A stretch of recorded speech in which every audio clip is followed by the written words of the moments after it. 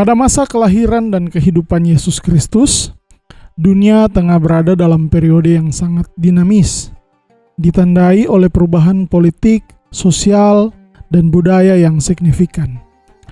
Kisah Yesus dalam Injil terjadi di tengah kekaisaran Romawi yang kuat dan berpengaruh di bawah pemerintahan Kaisar Augustus dan dilanjutkan oleh penerusnya. Ini adalah masa Pax Romana, sebuah periode perdamaian dan stabilitas relatif yang berlangsung selama lebih dari 2 abad.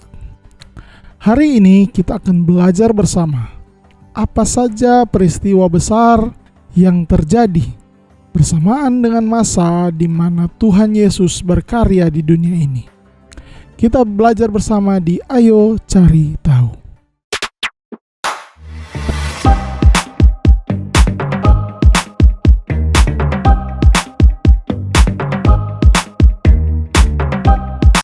Yang pertama, pembangunan Bait Suci kedua.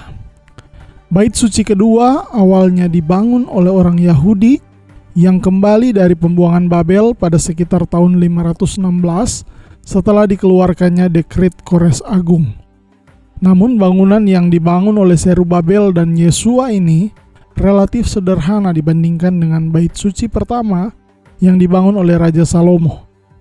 Kemudian Herodes Agung yang memerintah sebagai Raja Yudea dari tahun 37 sebelum Masehi sampai 4 sebelum Masehi di bawah kekuasaan Romawi tentunya, memutuskan untuk memperbesar dan memperindah Bait Suci ini agar sebanding dengan kuil-kuil besar lainnya di dunia kuno. Dan untuk mengukuhkan statusnya sebagai raja yang agung, Herodes ingin mendapatkan dukungan dari rakyat Yahudi yang sebagian besar tidak menyukai pemerintahannya karena hubungan dekatnya dengan kekaisaran Romawi. Pembangunan Bait Suci yang megah juga merupakan cara untuk meninggalkan warisan yang abadi dan memperkuat posisinya dalam sejarah. Meskipun Herodes meninggal pada tahun keempat sebelum Masehi, pekerjaan pada Bait Suci terus berlanjut selama beberapa dekade sampai periode Tuhan Yesus. Proyek ini secara resmi selesai pada tahun 63 Masehi. Hanya 7 tahun sebelum Bait Suci dihancurkan oleh tentara Romawi pada tahun 70 Masehi. Jenderal Titus mengepung dan menghancurkan Yerusalem, termasuk Bait Suci, menyisakan tembok ratapan yang masih berdiri tegak sampai sekarang. Penghancuran ini merupakan titik balik yang tragis dalam sejarah Yahudi, mengakhiri keberadaan fisik Bait Suci sebagai pusat ibadah Yahudi.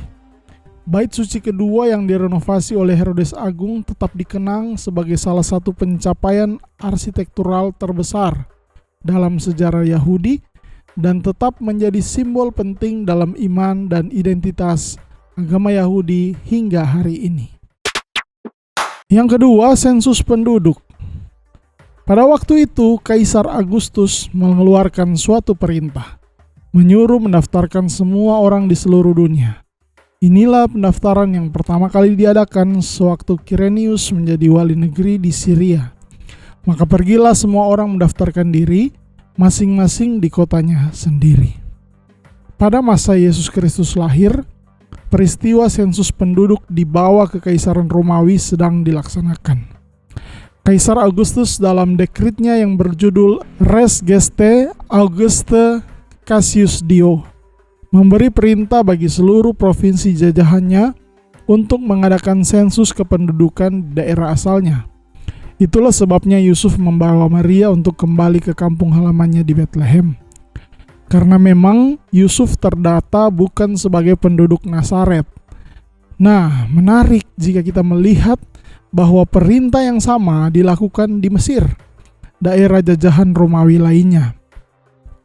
Dalam satu papirus yang berisi tentang perintah ini, di situ tertulis, Gaius Fibimus Maximus, prefek Mesir, memberi perintah bahwa perlu untuk memberitahukan semua orang yang karena alasan apapun berada di luar wilayah mereka untuk kembali ke daerah asal mereka agar mereka juga dapat melaksanakan pendaftaran yang lazim dan terus dengan teguh mengurus rumah tangga milik mereka. Kembali lagi kita diberi satu fakta bahwa kisah Tuhan Yesus berbanding lurus dengan fakta sejarah yang ada. Yang ketiga, Pontius Pilatus.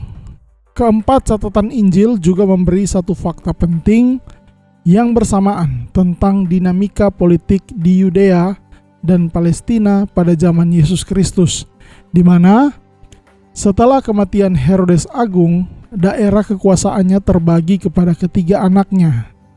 Herodes Arkelaus sebagai gubernur wilayah dengan kekuasaan terbesar, sementara Herodes Antipas dan Filipus menjadi wali negeri dengan cakupan yang lebih kecil. Arkelaus adalah gubernur daerah Samaria, Yudea, dan Idumea dari tahun 4 sebelum Masehi hingga 6 Masehi. Dan jika kalian berpikir bahwa Herodes Agung adalah seorang yang kejam, Arkelaus adalah yang terburuk. Menurut catatan sejarawan Flavius Josephus, Herodes Arkelaus pernah membantai 3.000 orang Farisi di dalam bait Allah. Masa kekuasaannya yang hanya 10 tahun sebelum diasingkan, kemudian digantikan oleh gubernur wilayah Roma atau prokurator. Itulah sebabnya mengapa dibandingkan Herodes, Pontius Pilatus yang memberi keputusan apakah Tuhan Yesus diberi hukuman salib atau tidak. Karena peristiwa ini memang terjadi di bawah kekuasaannya. Nah, Pontius Pilatus adalah seorang tokoh penting dalam sejarah kekristenan dan Romawi yang dikenal terutama karena perannya dalam pengadilan dan penyaliban Yesus Kristus. Pilatus menjabat sebagai prefek Yudea dari tahun 26 Masehi hingga sekitar 36 Masehi di bawah pemerintahan Kaisar Tiberius. Pilatus terkenal karena kebijakannya yang sering menimbulkan ketegangan dengan penduduk Yahudi.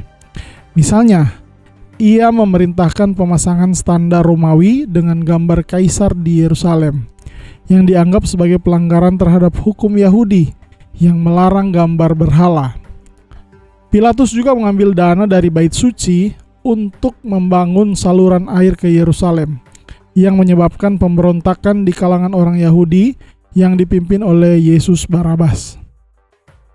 Pada tahun 1961, sebuah prasasti batu yang dikenal sebagai Prasasti Pilatus ditemukan di Kaisarea yang mencatat nama dan jabatan Pontius Pilatus sebagai prefek Yudea.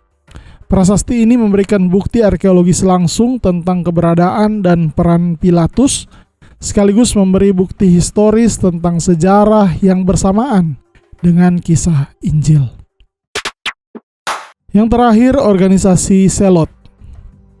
Meskipun Pax Romana membawa perdamaian relatif, wilayah Yudea tetap menjadi tempat ketegangan sosial dan pemberontakan. Kelompok-kelompok ekstremis Yahudi terus berusaha menentang dominasi Romawi, seringkali melalui pemberontakan dan kekerasan.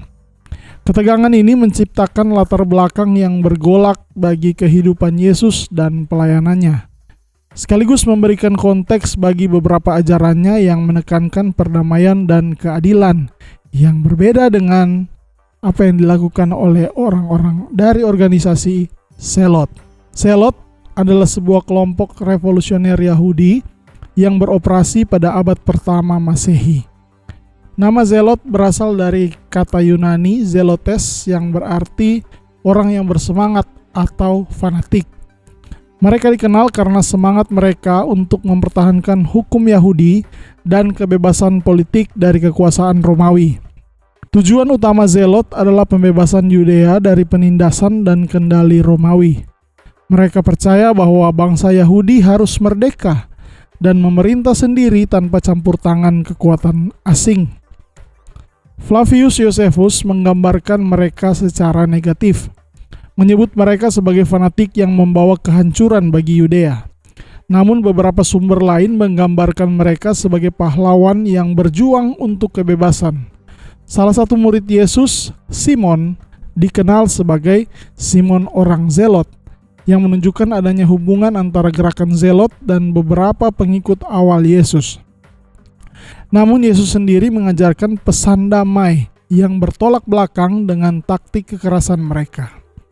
Zelot memainkan peran kunci dalam pemberontakan Yahudi besar melawan Romawi yang dimulai pada tahun 66 Masehi.